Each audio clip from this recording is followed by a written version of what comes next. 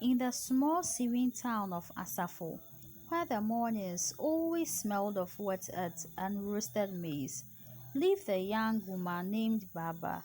She was gentle in speech, soft in heart, and known throughout the town for her bright laughter that always felt like rainfall after Hamatan.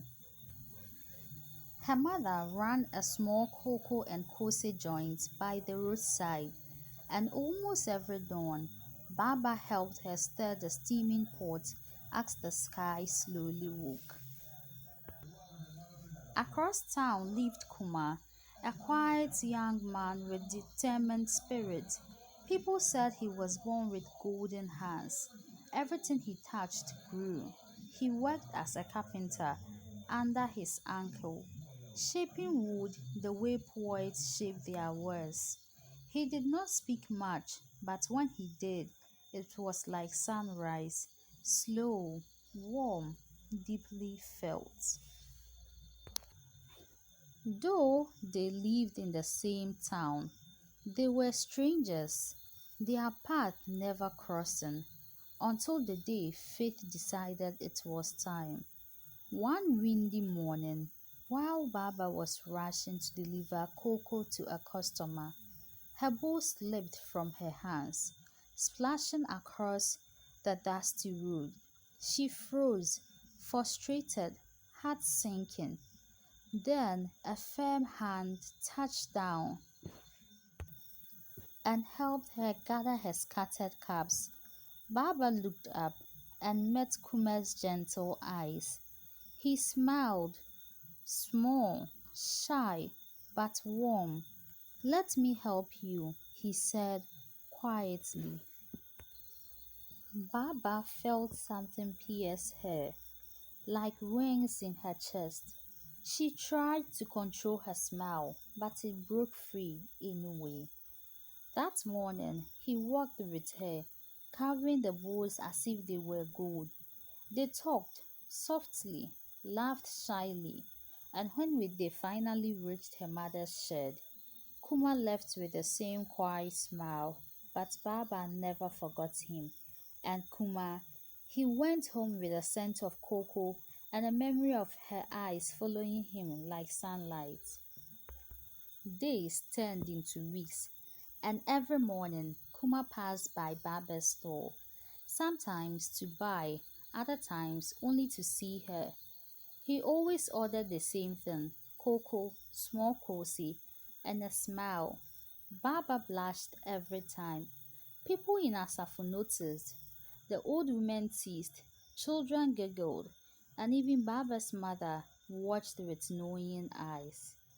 Soon, the two began to meet by the river in the evenings, where the water flowed softly and the birds returned home like tired travelers.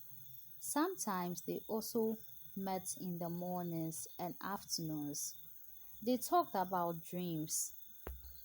Baba wanted to open a bakery one day, a big one, not just a roadside pot.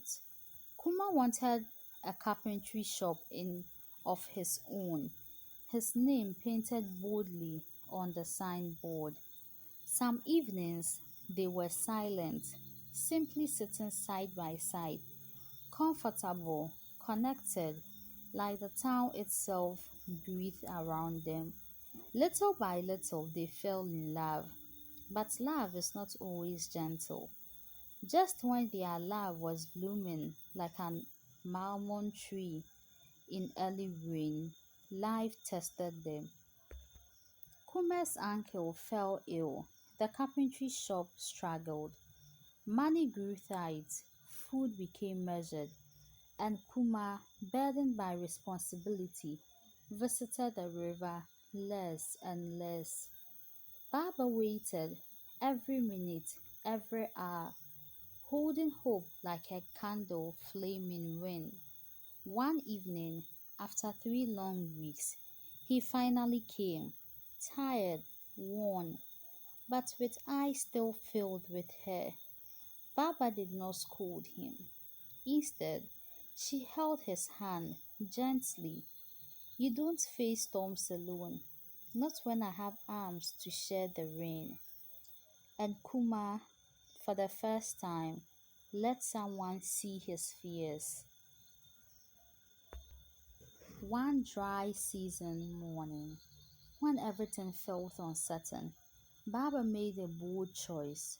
She secretly saved every pesewa she earned from helping her mother.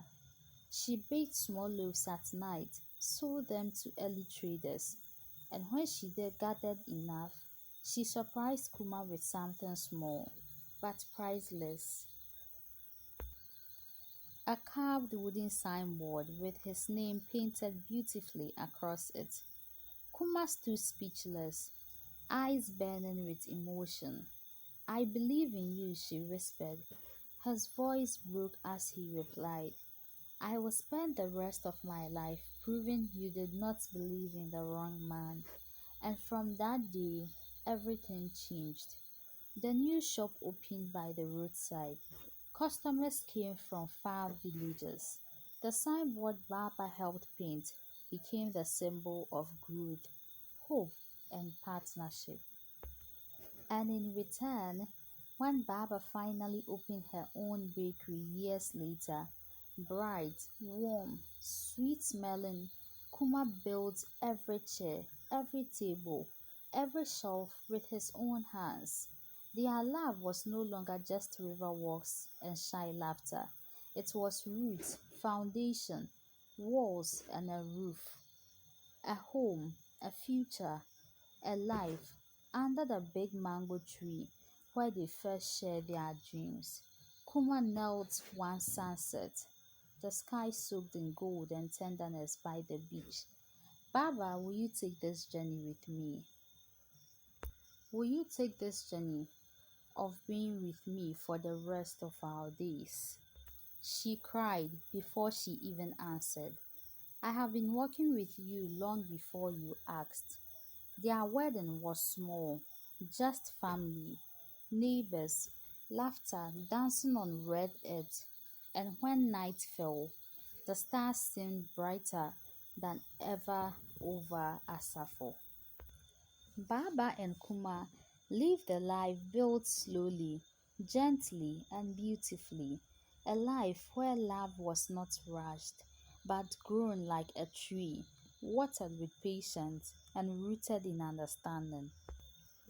Every dawn, Baba baked, every morning, Kuma carved, and every evening they sat together by the river, older, wiser, but holding the same love that once began with spilled cocoa and a quiet smile.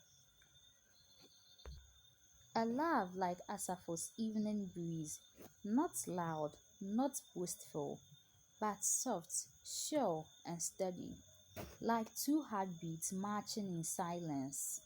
Baba and Kuma, a love story woven in devotion, time, and gentle hands. Years passed like a quiet river. Baba's bakery blossomed like hibiscus in full sun, and Kuma's workshop beat with the sound of chisels and growth. Asafo smiled upon them, two lovers who became pillars of the town. Then one Hamatan dawn, Baba woke with a sudden dizziness. Her mother touched her forehead, eyes shining with knowing warmth. "Baba," she whispered, "the Lord is weaving life inside you." Baba's hands trembled on her belly, surprise, joy, fear, all dancing inside her. She waited till evening, until the sky glowed like ripe mango, to tell Kuma. He stood frozen, sawdust still clinging to his hair.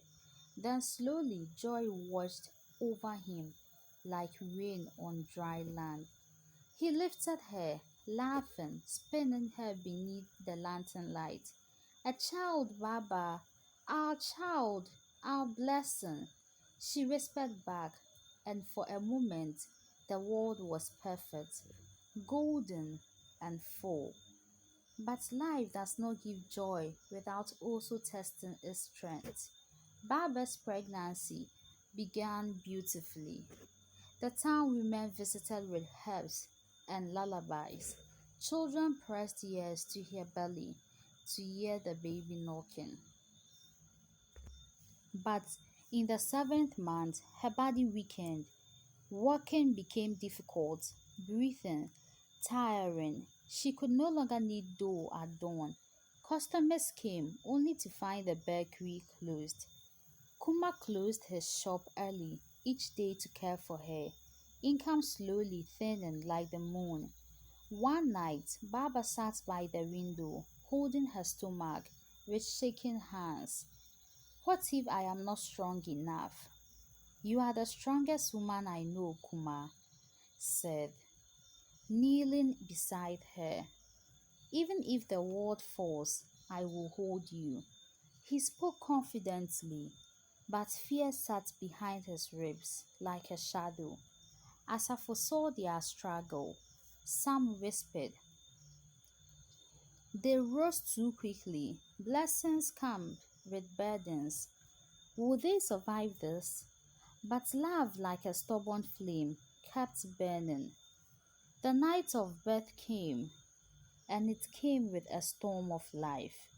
On one night full of tender, Baba went into labor.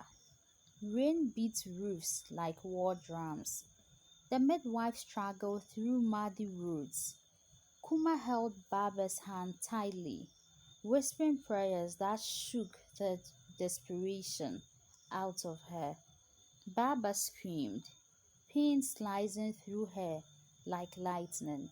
Stay with me, Kuma. I am here. Hours felt like years. The storm outside raged. The storm inside her body raged harder. And then the cry, sharp and miraculous, broke through the night. A girl,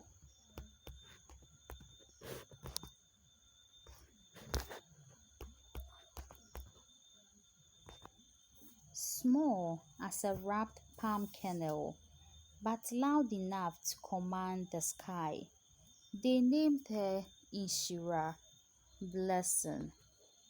Baba wept, holding the warm, fragile miracle to her chest.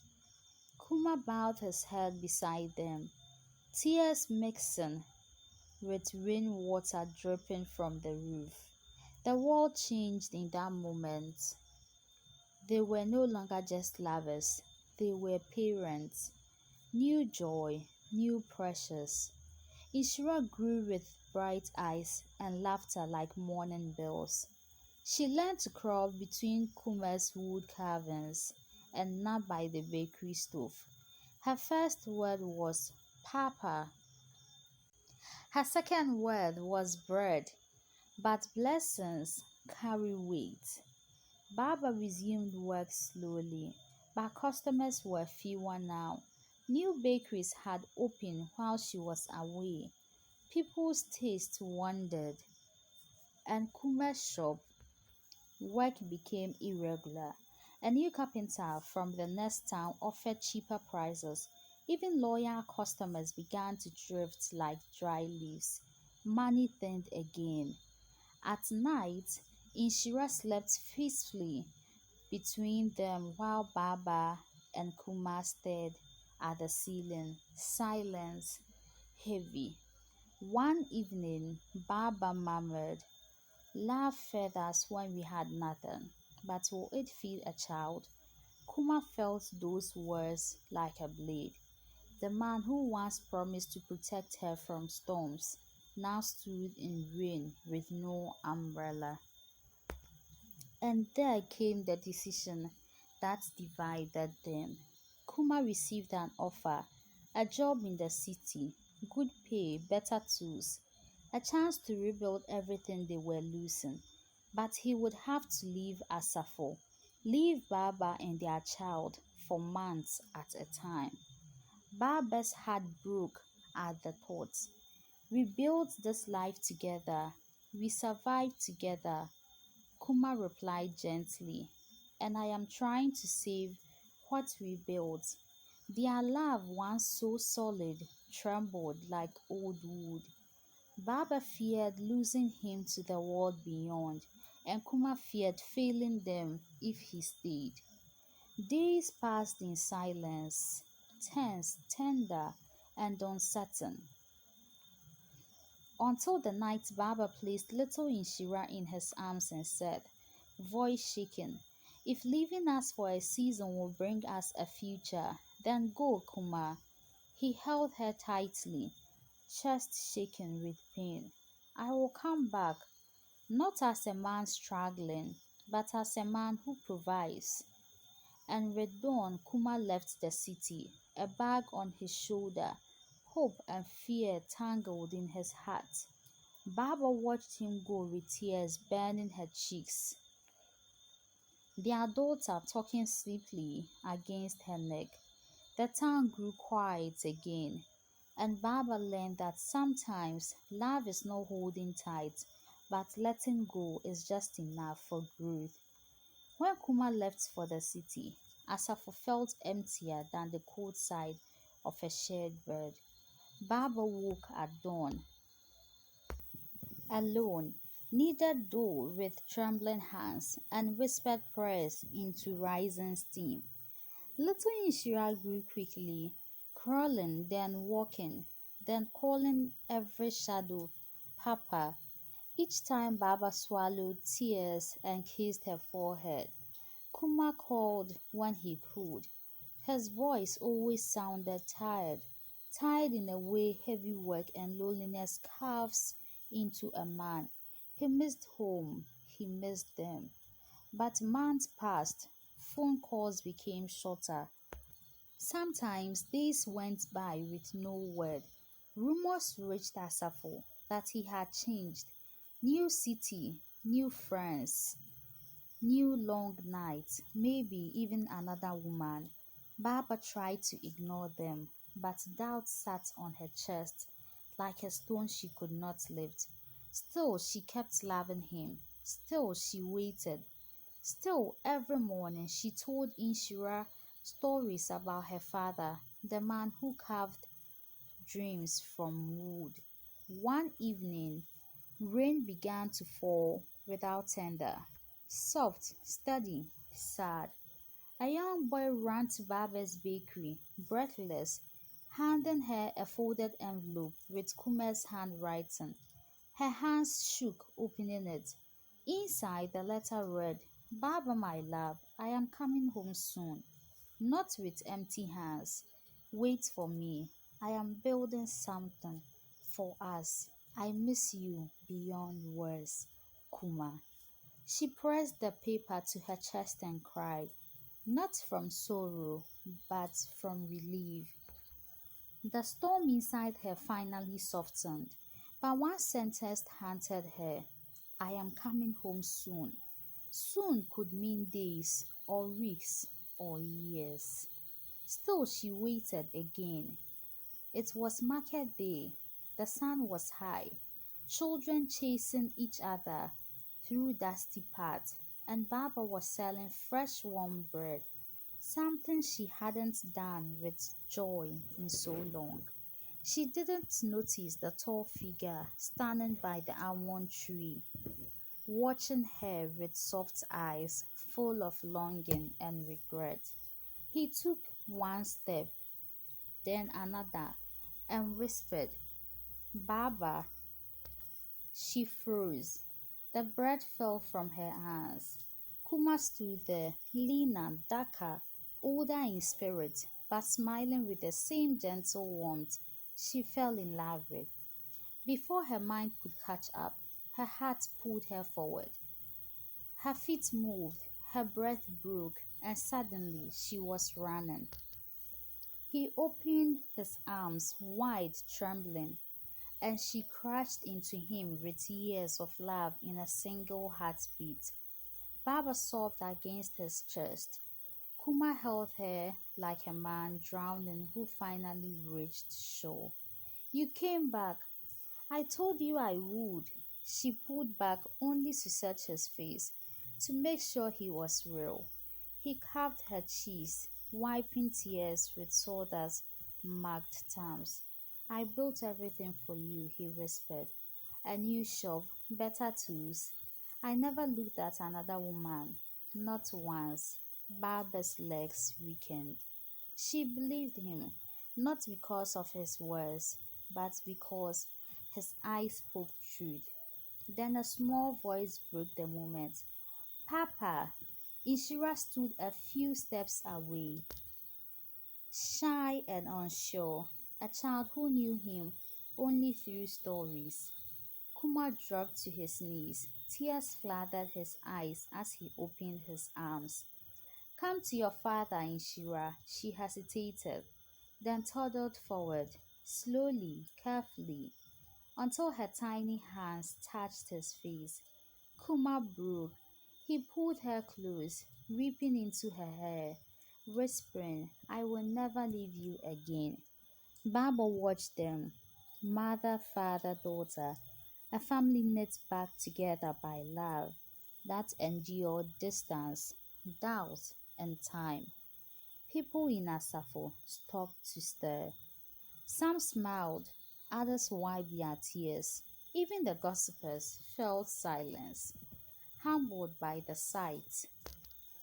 That night, Kuma took Baba and Ishira to a place outside town, a small house he had built, piece by piece after work, carving love into every beam of wood.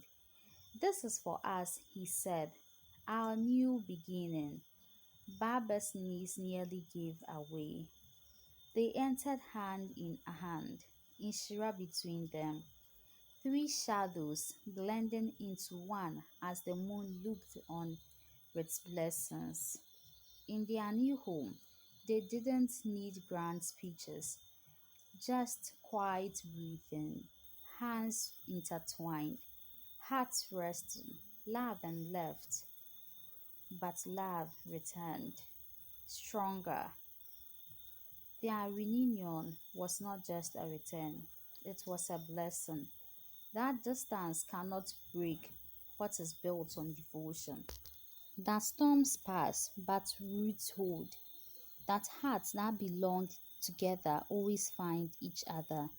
Baba and Kuma slept that night beneath a new roof, not just as lovers, but as a family reborn.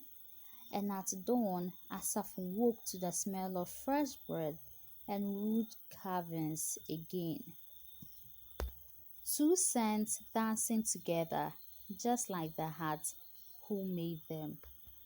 This is a very nice love story. What do you see or what do you think about this story? Please leave your thoughts and ideas in the comment section.